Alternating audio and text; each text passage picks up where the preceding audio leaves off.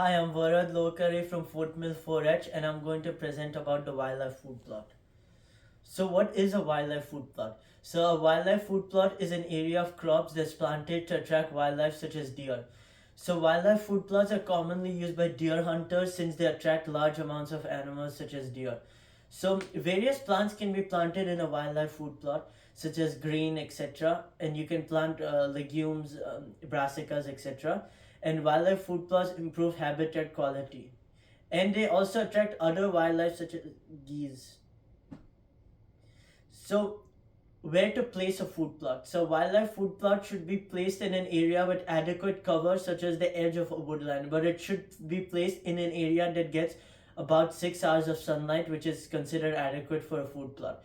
So, it should be placed near the woods because the woods provide wildlife with a sense of security, and deer are considered edge species, so they prefer to graze exactly at the woodland's edge. So that's why you want to plant it there. And then if you put it in an open area, then you'll concentrate large amounts of animals in an open area, which makes them very vulnerable to predation.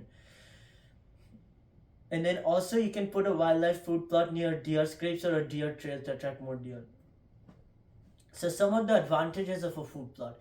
So food plot makes it easier to attract wildlife to a property. They also provide a supplemental food source to wildlife, which is especially crucial during tough times of the year, such as during a harsh winter or during a drought. And then they provide high quality forage, which can improve body weight of deer, improve antler growth, and it's also helpful during fawning season, since fawning those require high amounts of protein during fawning season. So disadvantages of a food plot. So some of the main disadvantages are that it can be very expensive because you have to buy various equipment such as seeds, you have to buy a tiller to till the plot, you have to buy fertilizer, etc. And then it's also a lot of maintenance because you have to plant the seed, you have to water the plot, you have to fertilize the plot, and you have to control weeds in the plot. And then small plots with high densities of animals can get affected by overgrazing, which can completely decimate your plot. And then also, if you plant a monoculture, which is an area with just one crop species, then you can get major pest and disease issues, which can completely decimate your crop. And then your plot can literally look like a plot, like the plots on the screen. So some of the common plants that are planted in a food plot. So brassicas are commonly planted in a fall food plot. So those include turnips, radishes, kale, cabbages, etc. And then also cold hardy grains are commonly planted. So most the cold hardy grains include wheat, rye, oats, barley, etc. And then winter peas are commonly planted, and then clover is planted. And then you can plant some other species too in the mix, such as chicory, which is commonly planted. And then the goal of this project is to create a habitat for local wildlife and help provide wildlife an edge against urbanization. So my plan. So first, I'm going to have to do a soil test and amend the soil to make sure that the parameters are adequate. Then I'm going to make a border around the plot with either tall grasses or shrubs. Then I'm going to plant wildflowers at the field margin because planting wildflowers at the field margins attracts a wider range of wildlife species such as pollinators and birds, etc. And then I'm going to have a separate plot next to it, and then I'm going to plant clover in that plot, as clover is a good high protein forage for deer and rabbits. And then I'm also going to have brush piles. Brush piles are a good way to provide habitat to small animals such as mites, chipmunks, etc. So why species diversity is important? So grains such as oats and wheat provide carbohydrates, which are a major energy source. So legumes such as peas, clover, and alfalfa are good for protein, a good source of protein, which helps in growth and development. And then brassicas supply water and vital nutrients. So they supply a wide range of minerals. So that's why brassicas are commonly planted.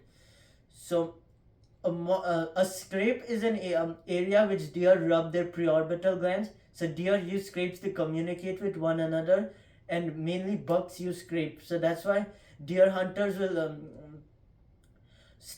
position themselves near a scrape because a lot of bucks will visit the area. So it makes it very good to hunt large bucks.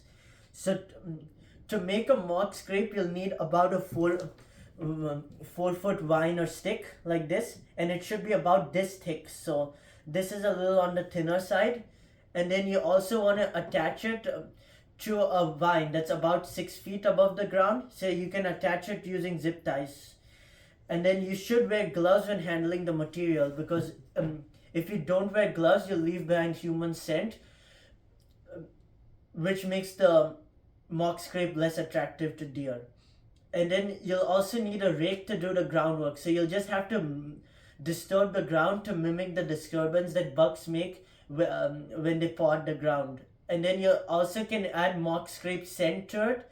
So adding mock scrape scent is not absolutely necessary, but it does make the mock scrape more appealing to deer.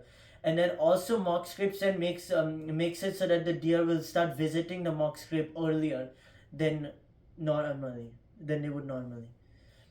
So before beginning the plot, you should determine the pH. So you want about 6 to 7 as your pH. And then you should get it done at a university extension. So basic soil test done at a university extension costs about $10 to $40. And then you can add various soil amendments if the soil is too alkaline. So if it's too alkaline, you can add elemental sulfur or aluminum sulfate to help plants access nutrients. Or if it's too acidic, then you can add lime. So you'll need about 1 to 3 tons of lime per acre. So some personalized additions to make this better. So we'll add a bird bath and a butterfly puddling area to attract birds and butterflies. And to make a butterfly puddling area, you just need a plate. So you fill it up with some clay and sand, and then you add some water in there, and then you put some rocks and pebbles so the butterflies can climb out of it. And then so butterfly puddling areas are an important source of salts and other minerals that butterflies won't get from nectar. And then also we plant wildflowers at the field margins, and the wildflowers are a good way to provide seed for birds, because the wildflowers go to seed in the fall. So then it provides a food source for birds that last throughout the winter. So that's why it's very useful. So this is a picture of a butterfly puddling area. So my career connection. So I want to be an organic farmer when I'm an adult, and this project has taught me a lot about soil testing and the importance of soil health. And then it also made me realize that some weeds can actually be helpful in an agricultural area. For example, clover is a good forage source for deer, so it's very good, useful for deer hunting. But not just that, clover is also a good food source for livestock, such as cattle, goats, sheep, etc. So community connections. So most wildlife food plots are made in rural areas, and most of them are like big. They're like 5 acres plus. But ours is made in a suburban backyard. So having plots in suburban backyards can provide a good food source for local animals, and it can act as a buffer against urbanization. So the area that we made the plot in, that area used to get a lot of visitation by deer. But what happened is there was a big development right behind the backyard. So because of that, what happened is the deer have stopped visiting the area. So making that plot is still a good way to attract other animals that still inhabit the area, such as rabbits and birds.